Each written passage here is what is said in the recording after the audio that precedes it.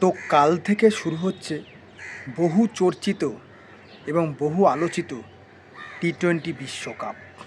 তো কালকেই সব জল্পনার অবসান হচ্ছে, আর কাল থেকে শুরু হতে চলেছে টি-20 বিশ্বকাপ ভারতে এবং শ্রীলঙ্কায়। তো টি-20 বিশ্বকাপে এবারে প্রত্যেক দিন 3টে করে ম্যাচ রাখা হয়েছে। একটা সকাল 11টায় রাখা হয়েছে, আরেকটা দুপুর 3টে এবং লাস্ট ম্যাচ সন্ধ্যা 7টায়। তো কালকে সম্ভবত যে 3টি ম্যাচ রয়েছে, প্রথম ম্যাচ রয়েছে পাকিস্তান বনাম নেদারল্যান্ডের মধ্যে। তো এই ম্যাচে পাকিস্তান সম্ভবত অনেকটাই এগিয়ে আছে নেদারল্যান্ডের থেকে। তো পাকিস্তানের টিমে আছে সাইম আইয়ুব, সাহেবজাদা ফারহান, বাবার আজম, শাহিন শাহ আফ্রিদি, উসমান তারিক, তাদের ক্যাপ্টেন সালমান আলী আগা। তো টি-20তে খুব একটা খারাপ টিম না পাকিস্তান। অপরদিকে নেদারল্যান্ডে সেরকম একটা নামি কোনো প্লেয়ার নেই। তো দু একটা প্লেয়ার হয়তো আছে, ম্যাক্সো ডোনাল্ড আর কলিন আকারমান বলে একজন অলরাউন্ডার আছে, তিনি খুব ভালো অলরাউন্ডিং পারফরমেন্স দেয়। তো যাই হোক, দেখা যাক নেদারল্যান্ড কতটা প্রতিরোধ গড়ে তুলতে পারে পাকিস্তানের এগেনস্টে। আর কালকের খেলাটা শ্রীলঙ্কার কলম্বোয় হতে চলেছে, সকাল 11টার খেলাটা। তো খুব সম্ভবত 90% বৃষ্টির চান্স রয়েছে সেখানে। আর যদি কালকের ম্যাচটা বৃষ্টিতে ভেস্তে যায়, তাহলে পাকিস্তানের পক্ষে একটু কষ্টই হবে সেকেন্ড রাউন্ডে ওঠা, কেননা তারা ভারতের ম্যাচটা বয়কট করেছে। তো কালকের ম্যাচটা যদি ড্র হয়, তারা 1-1 পয়েন্ট পাবে, পাকিস্তান 1 পয়েন্ট এবং নেদারল্যান্ড 1 পয়েন্ট পাবে।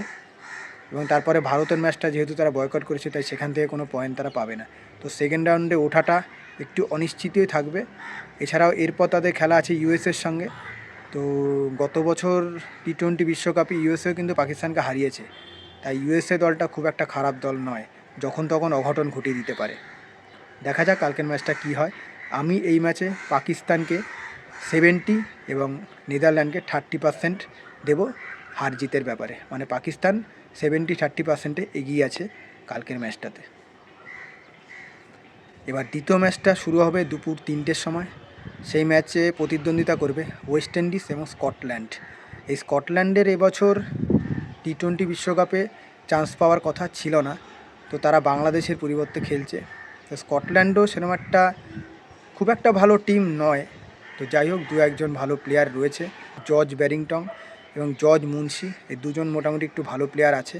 আর অপরদিকে ওয়েস্ট ইন্ডিজ হচ্ছে টি-20-র একেবারে বাদশা বলে যাকে, মানে ওয়েস্ট ইন্ডিজের টিমের যে প্লেয়ার, তাদের যে গঠন, সেই গঠনটা হচ্ছে টি-20 খেলার জন্য একদম উপযুক্ত।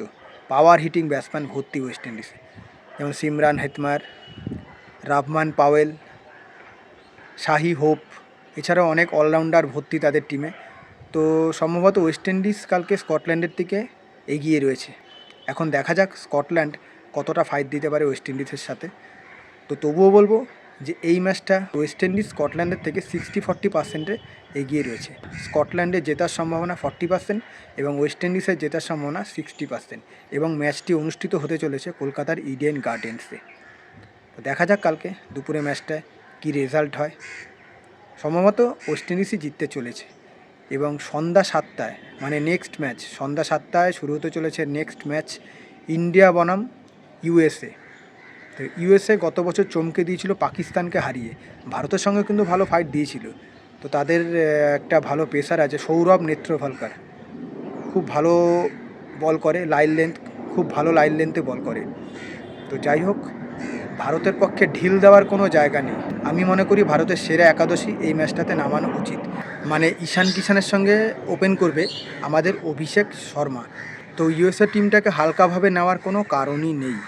ইউএসএ যথেষ্ট শক্তিশালী টিম এবং পাকিস্তানকে গত বছর হারিয়ে দিয়েছিল এই ইউএসএ, এবং টুর্নামেন্ট থেকে একেবারে বিদায় করে দিয়েছিল।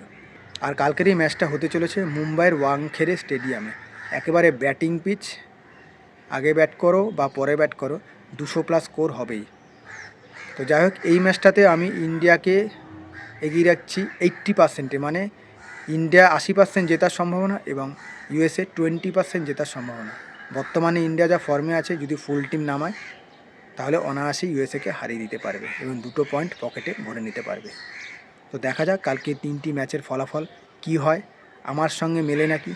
তো এই রকমের ভিডিও পাওয়ার জন্য আমার চ্যানেলটাকে অবশ্যই সাবস্ক্রাইব করে রেখো বন্ধুরা। দেখা হবে পরবর্তী ভিডিওতে। ততক্ষণ সুস্থ থেকো, ভালো থেকো, ধন্যবাদ।